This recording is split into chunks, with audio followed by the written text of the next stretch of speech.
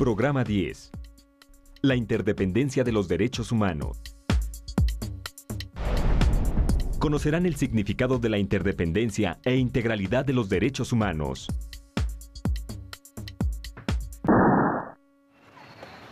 Hola, Rafa, ¿qué tienes? Te veo preocupado.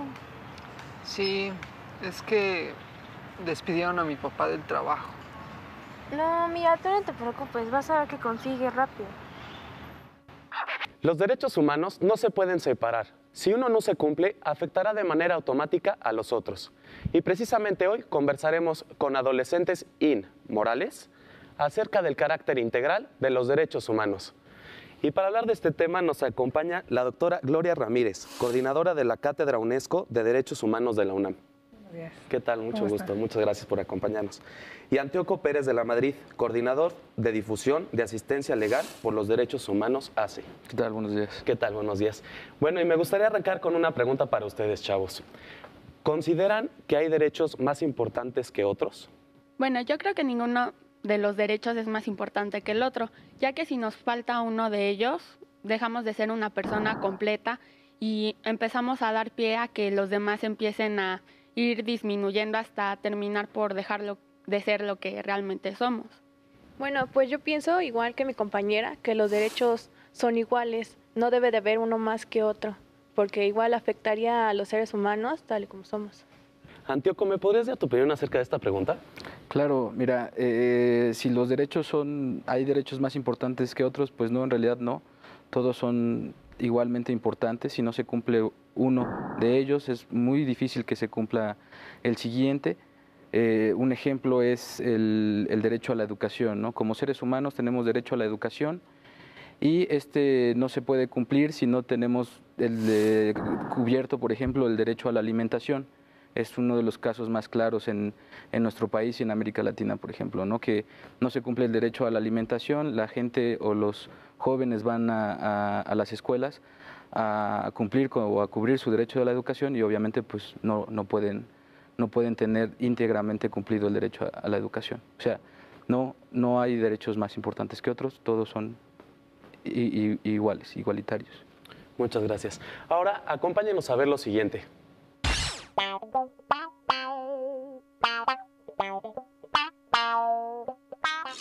Para mí el principal derecho sería la libre expresión, tanto de nuestras ideas, en nuestra forma de vestir, también en la sexualidad.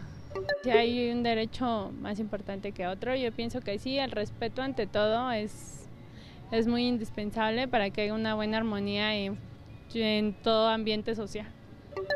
Pues creo que es la libertad, ¿no? El derecho más importante para todo ser humano.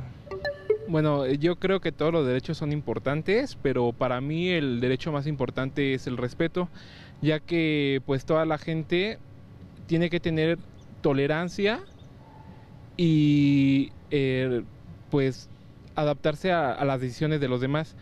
Los derechos constituyen un todo. Jamás puede justificarse la violación de unos en aras de la realización de otros. Y esto nos lleva a la siguiente pregunta.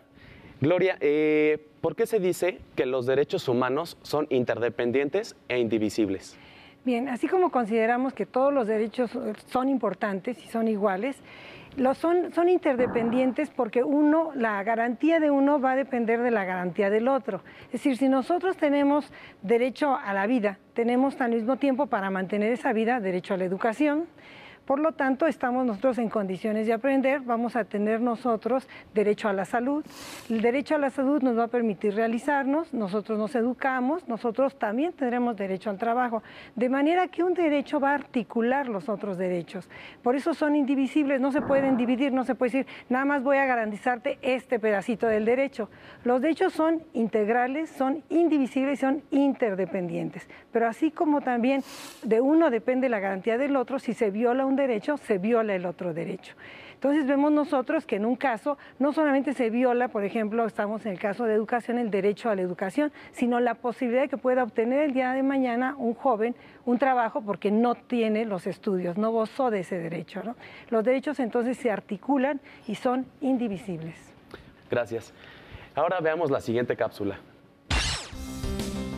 El movimiento en pro de los derechos humanos responde a expectativas, aspiraciones y necesidades de las personas, grupos y sociedades en distintos momentos históricos. En nuestro país se observan grandes avances en materia de derechos civiles y políticos, pero muchos de los derechos sociales y económicos no pasan de ser una mera ilusión. Las condiciones de pobreza y marginación en la que viven la mayoría de los mexicanos les impide gozar de esos derechos humanos. A ver, chavos, una pregunta. ¿Cuáles creen que son los derechos que más se violan en nuestro país? A ver. Bueno, pues yo pienso que los derechos que más se violan en nuestro país es como la libertad de expresión, que es cuando muchas veces no nos dejan hablar o nos dejan decir algunas cosas que para nosotros son importantes o que queremos expresar y comentarles tanto a nuestros padres, maestros e incluso a amigos. Se violan muchos derechos, como lo mencionaron, tal vez el de la libertad de expresión, como tal vez el de la libertad a la educación, puesto que hay muchos jóvenes que no tienen las mismas condiciones que todos para estudiar. Yo creo que también se viola mucho el derecho a la seguridad, porque no podemos salir a la calle por miedo a que nos asalten o no podemos ir de fiesta con alguien porque nuestros papás siempre están pensando que nos van a meter droga o, bueno, un montón de riesgos que tenemos y eso mismo nos impide hacer muchas cosas que podríamos hacer si hubiera más seguridad.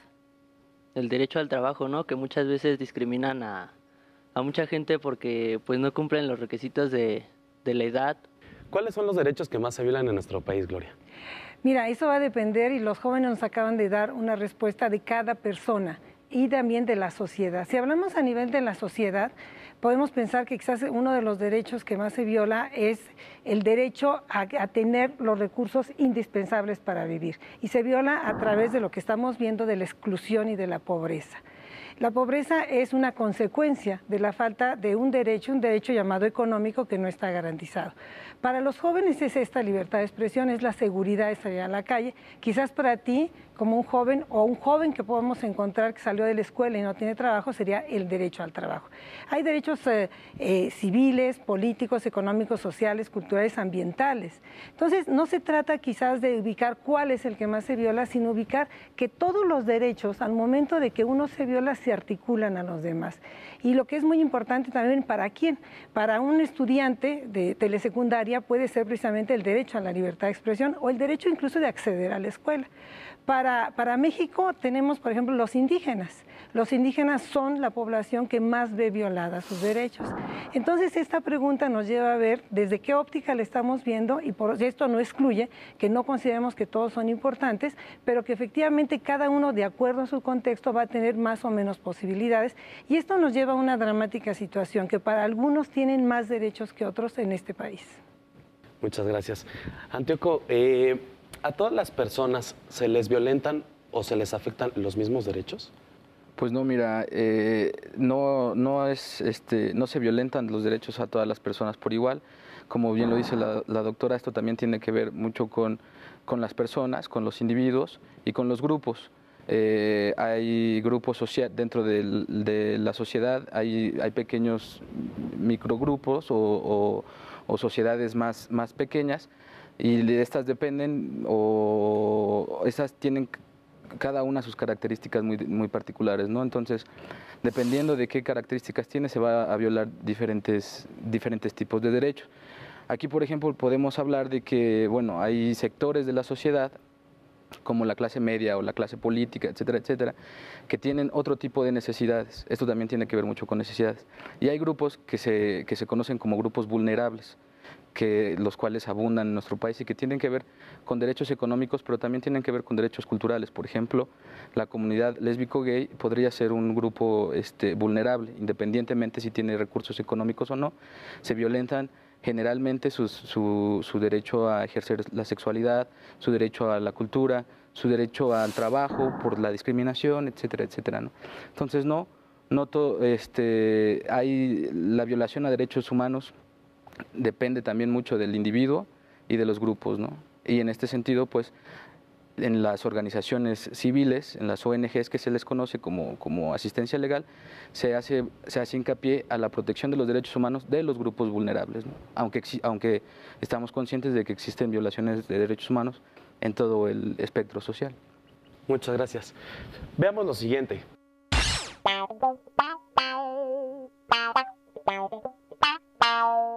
para poder tener un mejoramiento de mi vida, creo que es necesario culminar mi carrera,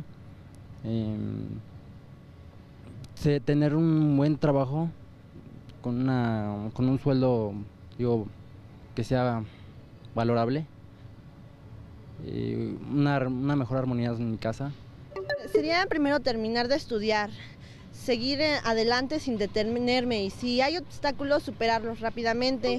Bueno, para mí una mejor calidad de vida sería un buen trabajo, terminar una carrera y formar una familia estable y pues darle una buena educación a los hijos que lleguen a mi vida. Gloria, ¿por qué se dice que los derechos humanos son progresivos? Los derechos humanos se inscriben en una sociedad en movimiento, una sociedad que evoluciona. Nosotros, por ejemplo, ahora demandamos el derecho a Internet, ¿sí? O sea, Internet no era un espacio accesible para todo el mundo cuando se aprueba la Declaración Universal de Derechos Humanos. En esta evolución se crean nuevos derechos y ante el Estado tiene también la responsabilidad de dar respuesta y de garantizar esas nuevas necesidades que se van a convertir también en derechos para esta sociedad cambiante. De tal manera, por ejemplo, ya hablamos de una gran evolución, tenemos derecho al medio ambiente, ¿quién lo puede negar? Y sin embargo, estos derechos no fueron reconocidos en 1948 cuando se aprueba la Declaración Universal de Derechos Humanos.